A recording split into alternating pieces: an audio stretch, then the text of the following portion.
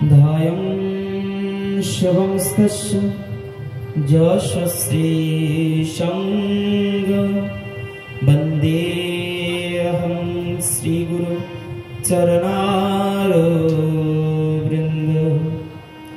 अखण्डो मण्डलाकारं व्याप्तं येन चराचरं तत्पदं दर्शितं येन तस्मै श्रीगुरुवे नमः।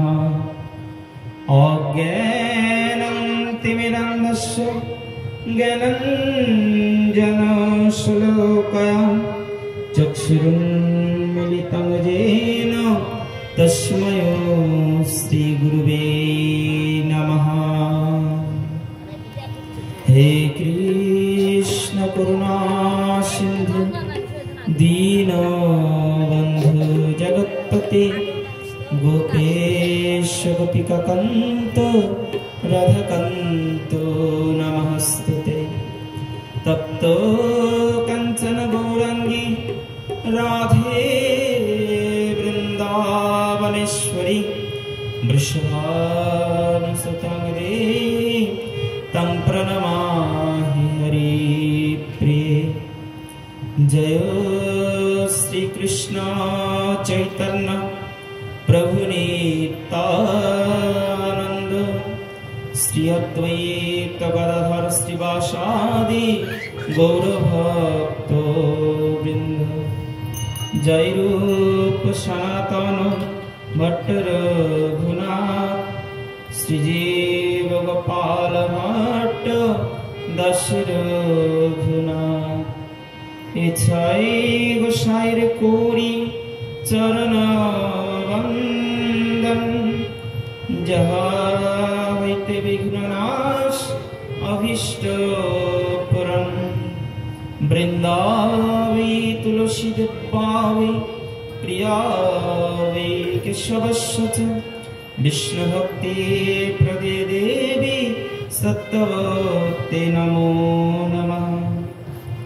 नारायणं नमस्कृतं नरो चैव नरोत्तमं देवी सरस्वती वैष्णव ततो जयोमुदीरये।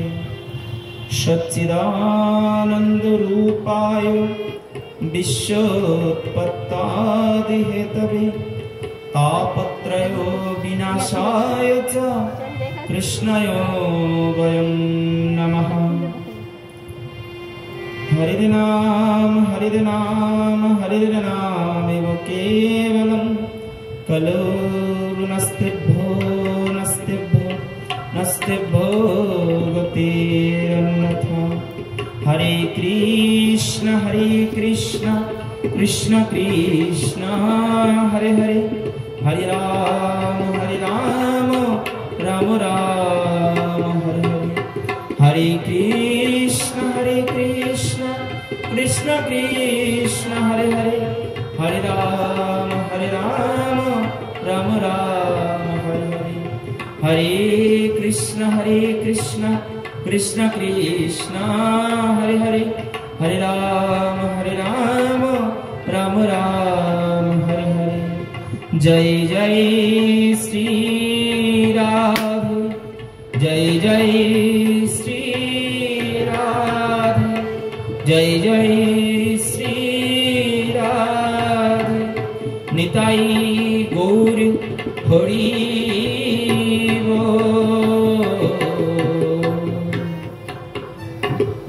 चंद्र राधिका तदवै कृष्ण कृष्ण।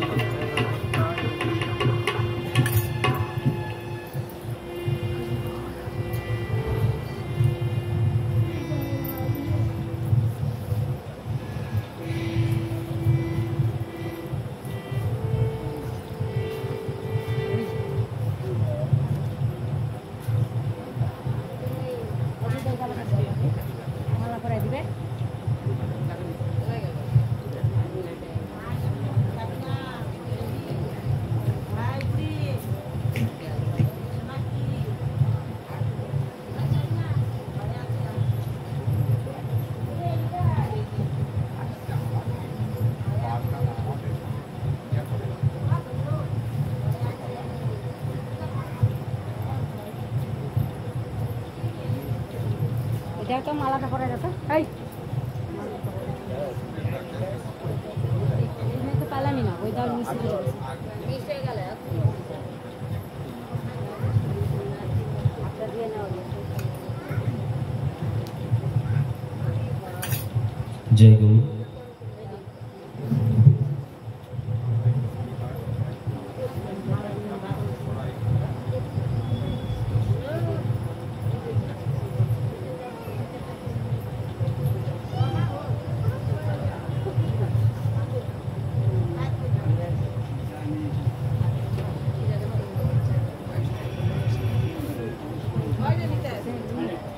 সকল শ্রোতা বৈষ্ণবেরই করি নমস্কার, সকলে কৃপা চরণ ধুলি দিও মস্তকে।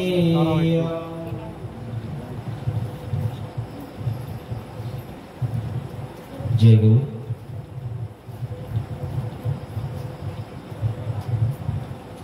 পরম আনন্দ চিন্ময় মূর্তি সরৈশ্বর্যপূর্ণ সাক্ষাৎ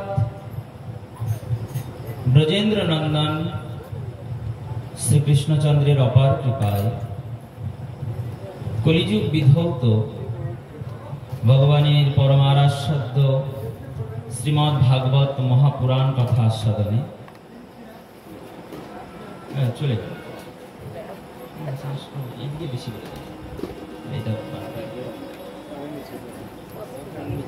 আরো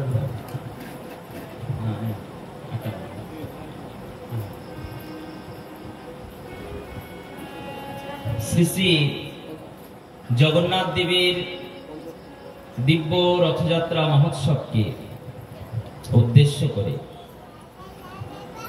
সপ্তদিবসীয় শ্রীমদ্ ভাগবত মহাপুরাণ কথা আস্বাদনে আজ আমরা চতুর্থ দিবসে ভাগবতীয় কথার মধ্যে প্রবেশ করতে চলেছি।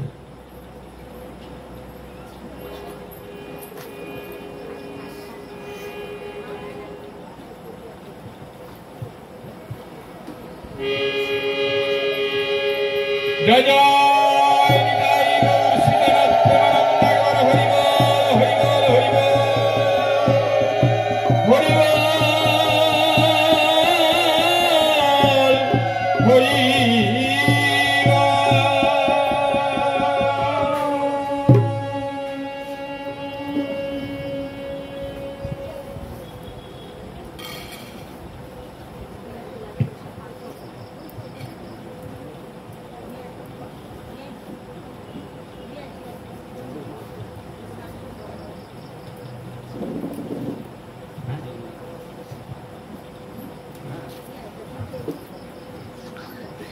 সাদা ধুতি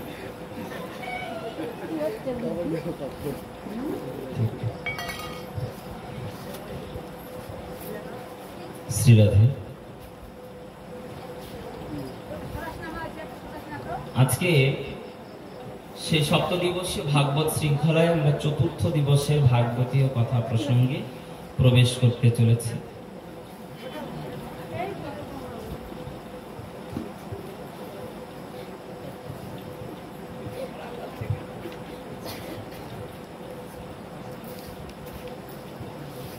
বিগত 3 দিবস যাবৎ ভগবানের অমৃতময় সুধার আস্বাদন করে আজ আমরা ভাগবতের পঞ্চম স্কন্ধে প্রবেশ করতে চলেছি।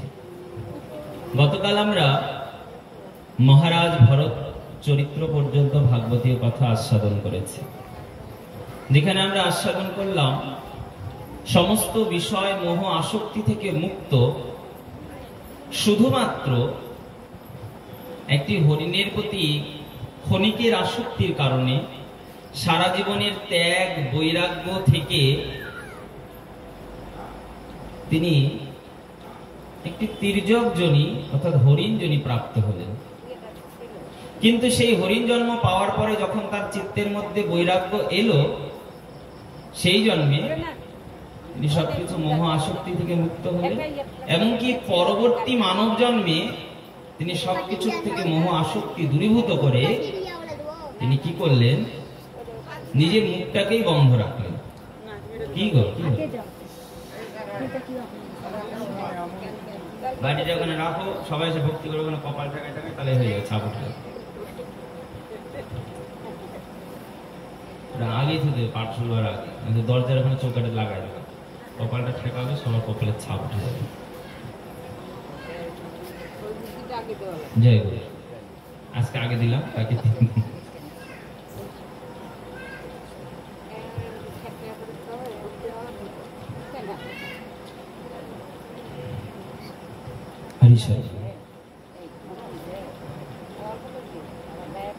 সেই জন্য ভরত মহারাজ সেই জন্য মুখটাকে বন্ধ রাখলেন। কেন?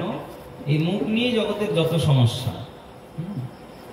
শরীরের মধ্যে নবদ্বার রয়েছে, এর মধ্যে মুখ এমন একটি দ্বার, শাস্ত্রে বলেন এই মুখের জন্যই বন্ধু শত্রু হয়ে যায়, আবার শত্রু বন্ধু হয়ে যায়, ভালো খারাপ হয়ে যায়, আবার খারাপ ভালো হয়ে যায়, পর আপন হয়ে যায়, আবার কথার জন্য আপনও পর হয়ে যায়।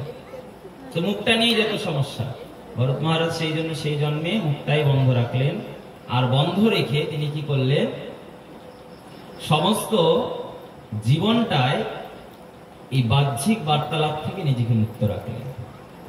এরপরে সেই জন্মে রাজা রঘুগণকে যখন দিব্য জ্ঞান দিয়ে ভবাটপীর উপাখ্যান আমরা আস্বাদন করলাম, যেখানে বললেন সংসারটা শুধুমাত্র মায়াময়, মরীচিকার ন্যায় ভ্রমিত সংসার, সংসারের এক নাম মহারাজ দুঃখালয়। এখানে আমরা সুখ দেখতে পাই কেমন? যেমন এই তপ্ত রুদ্রের মধ্যে মরীচিকায় দেখা যায় পথের মধ্যে জলরাশি, কিন্তু যত নিকটে যাবে তত দেখবে সে তোমার থেকে দূরে চলে যাচ্ছে, সেখানে কোনো জলের চিহ্ন নেই। তেমনি সংসারের সুখ দেখে যত এগোবে দেখবে সেই সুখ তোমার থেকে দূরে সরে যাচ্ছে, আর একটু করে করে শুধু দূরেই সরে যাবে। তাই জন্য শাস্ত্র বললেন যে এই সংসারটা হলো মরীচিকার মতন। রঘুগণের দিব্য বৈরাগ্য তিনি দান করলেন। সেখানে ভরত চরিত্রকে মহারাজ পরীক্ষিত আস্বাদন করাতে সুখদেব ব্রহ্মচারী বললেন, হে মহারাজ, জীবের কর্তব্য একমাত্র শ্রীহরি স্মরণে থাকা। জগৎ জীব নিজেকে যত যত হরি স্মরণে রাখতে পারবে, সেই জগতের মায়ার শৃঙ্খল থেকে মুক্ত থাকবে। আর মায়া থেকে বাঁচার একটাই উপায়, সেটা হলো নিত্যতঃ শ্রীহরি স্মরণ। নিত্য নিত্য ভগবান শ্রীহরি স্মরণ করায় আমাদের একমাত্র কর্তব্য। পরীক্ষিত মহারাজ, সুখদেব ব্রহ্মচারী, এদের মধ্যে দিব্য ভাগবতের কথা বলছে। পরীক্ষিত মহারাজ জিজ্ঞাসা করলেন, আচ্ছা প্রভু, আমরা যে নিত্য ভাগবত কথা আস্বাদন করব, নিত্য যে হরি স্মরণ করব, কিন্তু আমরা নিত্য এই হরি স্মরণে কি করে হরির নাম ভজন জপ বা কি করলে আমরা এই সাংসারিক মায়া থেকে দূরীভূত হব? এবহ চিন্তঃ শ্রীহরি নাম সংকীর্তন। সুখদেব ব্রহ্মচারী বললেন, হরি নাম অতীব বলবান। বললেন, নামের দ্বারা আমরা পাপ তাপ অপরাধ থেকে মুক্ত হতে পারবো? বলে অবশ্যই। কেউ যদি নিত্যতঃ প্রতিনিয়ত এই ভগবত নামকে, শ্রীহরির নামকে জপ করতে পারে, কীর্তন করতে পারে, সে জগতের সমস্ত পাপ থেকে অপরাধ থেকে নিজেকে মুক্ত রাখতে পারবে। ভগবান শ্রীহরির মায়া এতটা বলবান যে শাস্ত্র বলছেন যে আমাদের কোনো মায়া আমাদেরকে গ্রাস করতে পারবে। পরীক্ষিত মহারাজ বললেন, প্রভু, শুধুমাত্র নাম করলে উদ্ধার হয়ে যায়? সে যদি পরম পাপী হয়? বলে, যত বড়ই পরম পাপী পরম অপরাধী হোক না কেন, সে যদি শ্রীহরির নামকে নিত্য কীর্তন জপ করতে পারে, তাকে কখনো মায়ার শৃঙ্খল আবদ্ধ করবে না। বলে, এমন কি হয়েছে কখনো? বলে, অবশ্যই হয়েছে। কখন? বলে, চাক্ষুষ মন্বন্তরে একজন পরম প্রতাপী ব্রাহ্মণ ছিলেন, তার নাম ছিল অজামিল। ব্রাহ্মণ সজ্জন, কিন্তু অতীব দুরাচারী, পাপিষ্ঠ। ব্রাহ্মণ হইয়া করে মদ্য মাংস ভক্ষণ, ব্রাহ্মণ হইয়া করেন পতিতালয়ে গমন। এমনকি জীবনে নিজেও একজন পতিতা রমণীকে, যিনি নিজের দেহ বিক্রি করে, সেই পতিতা শূদ্র নারীকে নিজের জীবন সঙ্গী করে নিয়েছেন। আর নিজে কি করেন না, তিনি জপ করেন, ভজন করেন, ব্রাহ্মণ হয়ে গায়ত্রীটুকু জপ করেন না। সদা সর্বদা অসৎ কর্মে পাপাচারে লিপ্ত থাকেন, জীব হত্যা করেন, প্রাণীবধ করেন, মদ্যপান করেন, অসৎসঙ্গ করেন। আবার সাধুগুরু বৈষ্ণবদেরকে দেখলে পারে তাদেরকে নিয়ে প্রহার, অত্যাচার, তাদের তিরস্কার ভৎসনা এগুলো করেন। পরীক্ষিত জানো, এই অজামিল পর্যন্ত বৈকুণ্ঠ প্রাপ্তি হয়েছিল সেই জন্মে। কিভাবে? পরীক্ষিত মহারাজ বলেন, হে প্রভু, আমি সেই উপাখ্যান একটু আস্বাদনের আশা রাখি। তাহলে শোনো, এই পরম প্রতাপী মহারাজ অজামিল যে ব্রাহ্মণ ছিলেন, এত দুরাচারী ছিলেন, সেই দুরাচারিত্বের প্রভাবে তার জীবনের সমস্ত সুকৃতি নষ্ট হয়ে গেল। সে নিশ্চিতই নরকগামী হতে চলেছে, কিন্তু তার জীবনে কৃপা হয়েছিল সাধু কৃপা। শাস্ত্রে বললেন, সাধুর কৃপা হলে, বৈষ্ণবের কৃপা হলে জগতের অসাধ্য পর্যন্ত সাধন হয়ে যেতে পারে। শাস্ত্রে বলে না, গঙ্গারও পরশ হইলে পশ্চাতে পাবন, কিন্তু দর্শনে পবিত্র করো এই তোমার গুণ। গঙ্গায় যদি পরশ হয়, গঙ্গায় যদি অবগাহন করা হয়, শাস্ত্রে বলেন আমাদের পশ্চাতে যত পাপ করে এসেছি সব বিধৌত হয়ে যায়। কিন্তু বৈষ্ণব দর্শনে কি হয়? শাস্ত্রে বলেন দর্শনে পবিত্র করো এই তোমার গুণ। কিন্তু বৈষ্ণব দর্শন করলে পরেই সমস্ত জগৎ পবিত্র হয়ে যায়।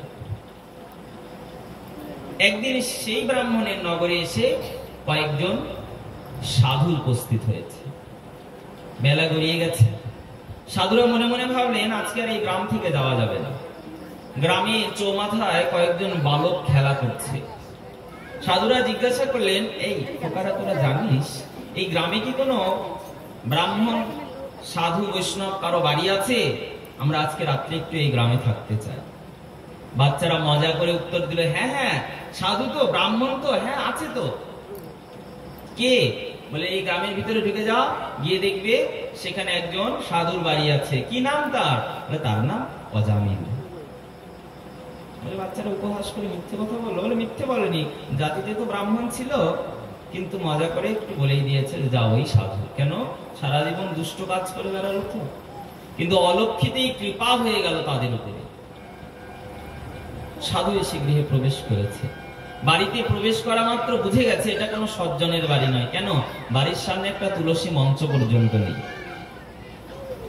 নোংরা, পচা, দুর্গন্ধ বাড়ি থেকে বেরোচ্ছে। মনে হচ্ছে কোনো চন্ডালের বাড়িতে এসে পৌঁছেছে। সাধুরা ভাবলেন প্রবেশ তো করে ফেলেছি, আর সাধুদের কর্তব্য কি একবার যাকে ধরবে তার জন্মকে পর্যন্ত উদ্ধার করে ছাড়বে। সাধু বললেন একবার যখন এসেছি একে তো উদ্ধার করবই করব। তাই জন্য ঢুকে গেছে, গিয়ে দিয়ে প্রার্থনা করছেন, হ্যালো নিরঞ্জন, মা বাড়িতে কেউ আছো? অজামিলের স্ত্রী বেরিয়ে এসেছে। সাধুকে দেখা মাত্র মাথায় কাপড় দিয়ে করজোড়ে বিনীত হয়ে সাধুকে দেখে ভীতকম্পিত হয়ে গেছে। বলুন বাবা, কি চান আপনারা? মা আমরা অনেক দূর থেকে এসেছি, আজকে রাত্রে একটু তোমার ঘরে আশ্রয়টুকু চাই। তোমার স্বামী গৃহকর্তা ঘরে আছে? অজামিলের স্ত্রী বললেন আমার স্বামী তো ঘরে নেই, তিনি আসলে আপনাদের কাছে পাঠাচ্ছে, আপনারা এখন বসুন, এখানে বাইরে বসতে দিয়েছে। এইদিকে অজামিল কি করেছে? বনের মধ্যে ঘুরে অনেক অনেক পশু জীবকে মেরে, খরগোশ হরিণ আদি মেরে পিঠে বোঝা বেঁধে নিয়ে ঘরে এসে ঢুকছে। তার স্ত্রী আগেই তার ছেলেকে পাঠিয়ে দিল যে বাবাকে পিছনের দরজা দিয়ে বাড়িতে ঢুকতে বল, সামনের দরজার পাশে সাধুরা বসে আছে। পেছনের দরজা দিয়ে ভিতরে এসে অজামিলের তো গায়ের রক্ত টকবক করছে। কেন? ওই যে জীব হত্যা করে এসেছে, পাপী দুরাচারী। তো তুই আমাকে পিছনের দরজা দিয়ে কেন আসতে বললি? তো এত বড় সাহস? আসতে একটু ধীরে কথা বলবো। স্বামী, আজকে না আমাদের ঘরে কিছু সাধু এসেছে। সাধু আমাদের ঘরে? কই দিয়ে আমার লাঠিটা দে, এখনই সাধুদেরকে মেরে আমি তাড়িয়ে দেবো। দুষ্ট তো, কখনো সাধুদের সম্মান করতে জানতেন না। অজামিলের স্ত্রী করজোড়ে বললেন, স্বামী সারা জীবন তো অনেক অত্যাচার করেছো, অনেক জীব হত্যা করেছো, অনেক পাপ করেছো, আজকে না হয় একটু সাধুদের একটু সেবা করি আমরা। অজামিল সঙ্গে সঙ্গে বললেন, না না, এটা কখনো হতে পারে না। আমি জীবনে কখনো কোনো সাধুর সেবা করবো না, এটা আমার প্রতিজ্ঞা। আমি কিছুতেই সাধু সেবা করবো না। অজামিলের স্ত্রী করজোড়ে চরণে করবো না, আমার জন্য স্বামী একটা অনুরোধ রাখো। অজামিল বলে, বেশ, তোর জন্য আজকেই প্রথম আর আজকেই শেষ, এরপরে কখনো বলবি না। বলে বেশ, তাহলে একটু যাও, হাত পা ধুয়ে কাপড়টা ছেড়ে অজামিলের স্ত্রী তাকে একটা ধুতি দিলেন পরার জন্য, পরিয়ে নিয়েছে। তুলসী তলা থেকে একটু মৃত্তিকা এনে তার ললাটে তিলক অঙ্কন করে দিলেন। উনি এগুলো কি করছিস? স্বামী আজকের দিনটা তো আমার কথা শুনবে, একটু করে দিয়েছে। দেখুন স্বামী, তাহলে একটু এবার একটু গলে বস্ত্র নিয়ে একটু পরজেরে সাধুদেরকে গিয়ে প্রণাম করে এসে। স্ত্রীর কথায় গেছে সাধুদেরকে প্রণাম করতে, সাধুদের সামনে গেছে, গিয়ে সাধুদেরকে প্রণাম করেছে। সাধুরা খুশি হয়ে বলছেন, বাহ, কল্যাণ হব, তোমার কল্যাণ হোক। আজমির সঙ্গে বলছে, হ্যাঁ হ্যাঁ, আমার কল্যাণ আমি ঠিক করব, আপনারা আপনাদের ঠিক করুন, আমার জানা আছে সবকিছু। বিষয়জীব তো মূর্খ। আমরা যেমন, আমাদের মধ্যে এমন এমন বিষয় আছে, সৎসঙ্গ, ভাগবত কথা, হরি কথাকে তিরস্কার করে বলে, ও তোমাদের দিন চলে না, তোমরা চলো, আমাদের সব ঠিক আছে। বিষয়ীর কথা, সংসারের কথা বলে, কর্ম না করলে খেতে দেবে, তোমার হরিনাম খেতে দেবে?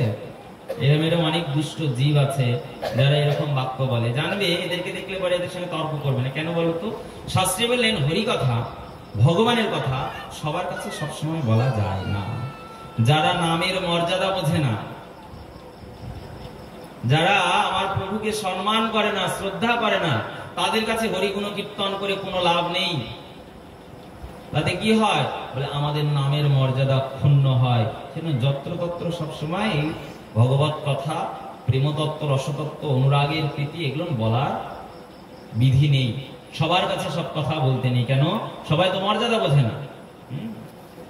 বাচ্চার কাছে যদি রত্ন দাও, রত্নের মূল্য বুঝবে? আপনার কাছে যদি এক মতি দাও, বুঝবে? গোটায় খেলে নিয়ে বেড়াবে, ছিটিয়ে বেড়াবে। তেমনি যারা বোঝে তাদের কাছে বলতে হয়। তো আজকে পরম প্রতাপী পরীক্ষিত মহারাজকে বলেন, মহারাজ, সে অজমিল এত দুষ্ট ছিল, সাধুদের প্রতি পর্যন্ত বলছে যে আমাদের সব কিছুর দরকার নেই, কিন্তু সাধু তো করুণার চরিত্র। আচ্ছা বেশ, ঠিক আছে, তোমার সংসারে সব কুশল তো? অজমিল বলে, আমার সংসারে সব কুশল আছে, আমি সব ঠিক রেখেছি। আচ্ছা বেশ, তা তোমার ঘরে কে কে আছে গো? বলে আমি, আমার স্ত্রী, সন্তান সন্ততি বলে আছে তো 10টা ছেলে আমার। মানে বিশাল বুকের পাটা, 10টা বেটা, একটা করে বেটা মানে একটা করে লাঠি। শক্তি না? আগের দিন এরকম বলতো তো, একটা করে বেটা মানে একটা করে লাঠি, বিশাল শক্তি। এসে দেখুক আমার কাছে কেউ। পরবর্তীতে কি হয় বলতো? 10টা ছেলে 10টা লাঠি ভেবে বাবা ওরা বুক ফুলিয়ে থাকে, ওরা ওই বাপ আবার 10 ভাগ হয়ে যায়। এক মাস করে এক বেটার বাড়িতে, ওনার বাপের শক্তি থাকে।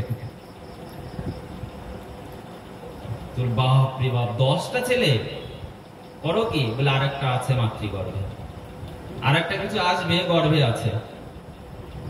সর্বনাশ, এই 10টায় যে আরো কত দুরাচারী হবে, আরো একটা আছে। আচ্ছা বেশ, তো ছেলেগুলোর নাম কি গো? বললো কারো নন্টু, মন্টু, ঝন্টু, নাট, বল্টু, অনেক নাম আছে, অনেক ধরনের নাম। এগুলো হলো জড়জাগতিক নাম, আমরা রাখি না। এখন শর্টকাট নামের চল এসেছে না, যত ছোট নাম রাখা যায় টুকটাক। মানে মানুষের নাম না বাসনপত্রের নাম বোঝাও যায় না, ছোট ছোট নাম। রিক, টনি, রনি, কত ছোট ছোট ছোট ছোট নাম রাখছেন। আবার এমন একটা চলো আসছে, ছেলে আর মেয়ের নাম, মানে স্বামী আর স্ত্রী, মানে বাবা আর মায়ের নাম মিক্সচার করে করে রাখছে, কিছু না, বাবার নাম থেকে কিছু নিল, মায়ের নাম থেকে কিছু নিল, নিয়ে নাম করেছে। বাবার নাম হলো গদাধর, মায়ের নাম হলো ধারা, দুইটা নামকে এক জায়গায় করে দিয়েছে। গদাধরের গ নিয়েছে আর ধারার ধা নিয়েছে, নামটা কত সুন্দর হবে না? গাধা। অনেক ধরনের চল এসেছে মডার্ন দুনিয়াতে। কিন্তু সাধুরা কি বললেন? বাবা ঠিক আছে, একটা তো সন্তান আসবে। সাধুরা যোগ বলে জানতে পারলেন যে আবার এর পুত্রই হবে এর ঘরে।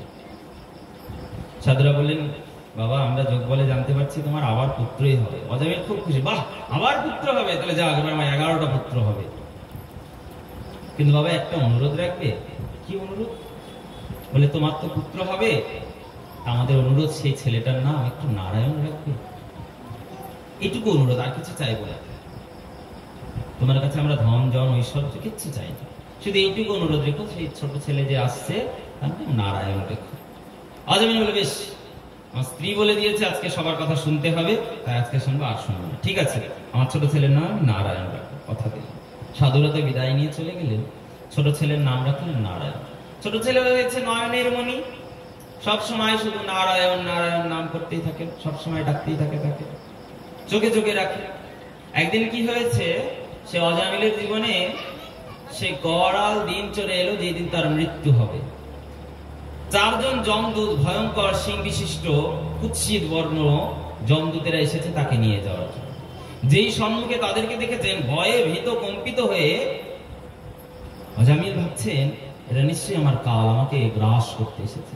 সামনে তার ছোট ছেলে খেলছিল, নারায়ণ।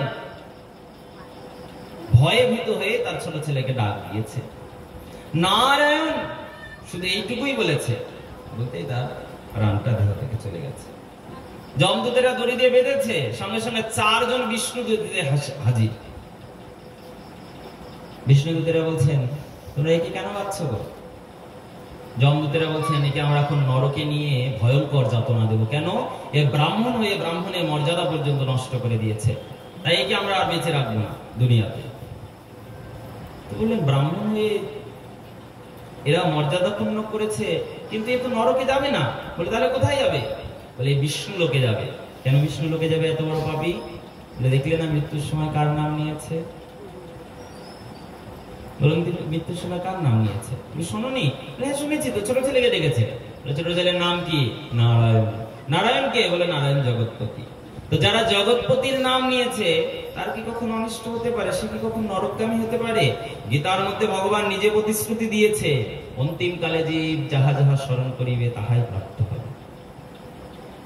যেমনই হোক জীবন, শেষের দিনে যদি আমরা শ্রী মধুসূদনকে, ভগবানকে স্মরণ করতে পারি, আমি যতই পাপী হই, দুরাচারী হই, অবশ্যই শ্রী মধুসূদনের চরণে স্থান পাবো।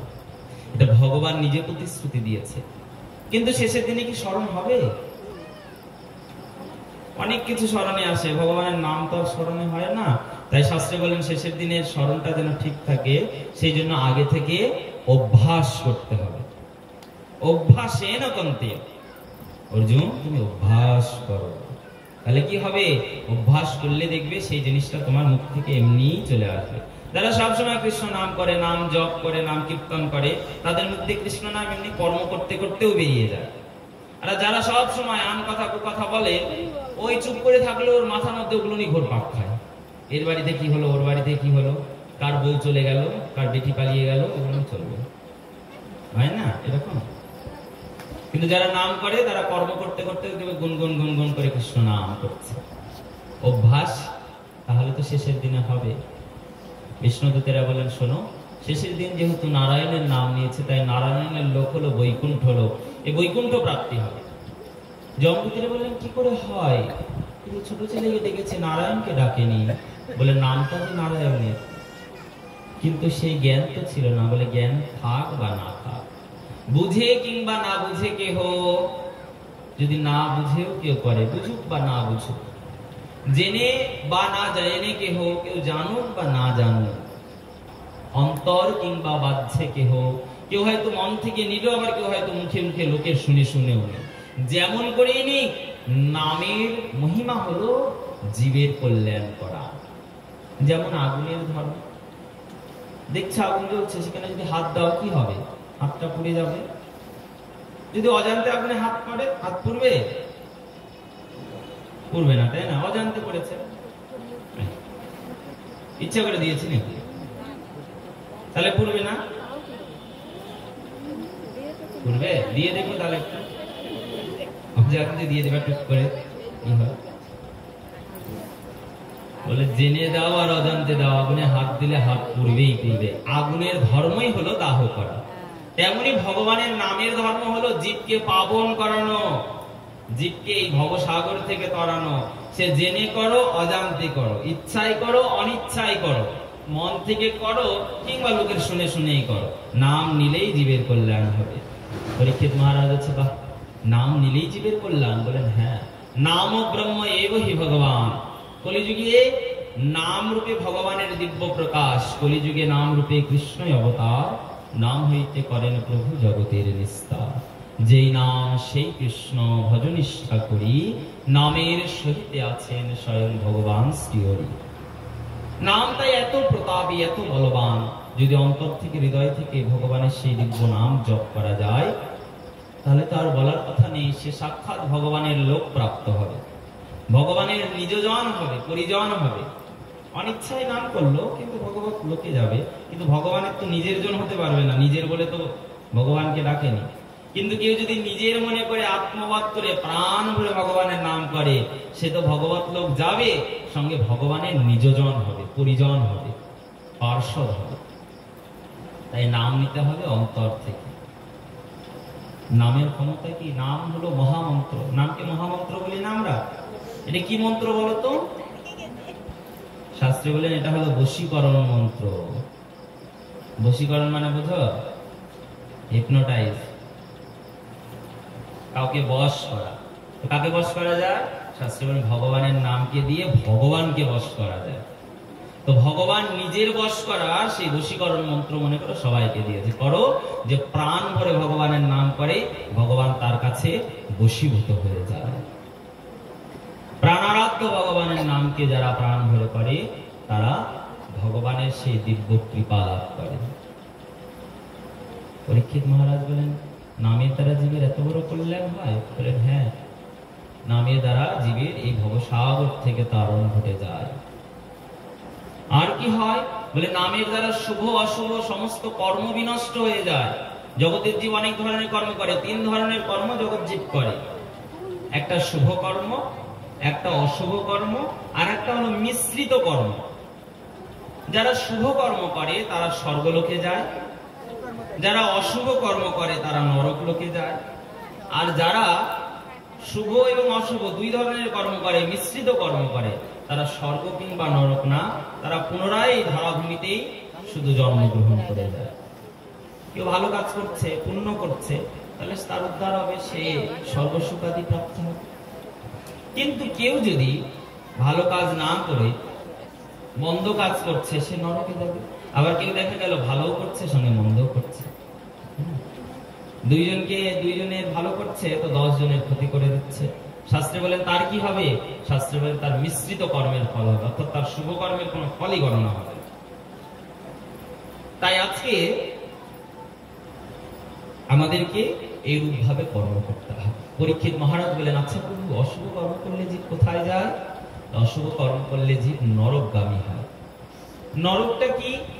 এখানে সুখদেব ব্রহ্মচারী খুব সুন্দর করে 5ম স্কন্ধের শেষে নরকের বর্ণনা শুনিয়েছেন। নরক হলো সেই স্থান যেখানে পাপী তাপী অপরাধী জীবকে নিয়ে তার জন্মের জমযাতনা ভোগ করায়। অর্থাৎ জীব যে এত দুরাচারী পাপিষ্ট বলেও সে হচ্ছে, জীবের সে অপরাধের ভঞ্জন এই স্থান থেকে হয়। পরীক্ষিত মহারাজের মনের মধ্যে কৌতূহল হলো, আমি একটু নরকের কথা শুনবো, এখানে কি করা হয়। বলে পরীক্ষিত, জগতে 28 প্রকারের নরক রয়েছে। রৌরক, মহারৌরক, কুম্ভিপাক, অশিপত্রবন, শুকরমুখ, পর্যাবর্তন, বিষমন, অয়পান, 28 প্রকারের নরক রয়েছে। যে যেমন যেমন পাপ করে তাকে তেমন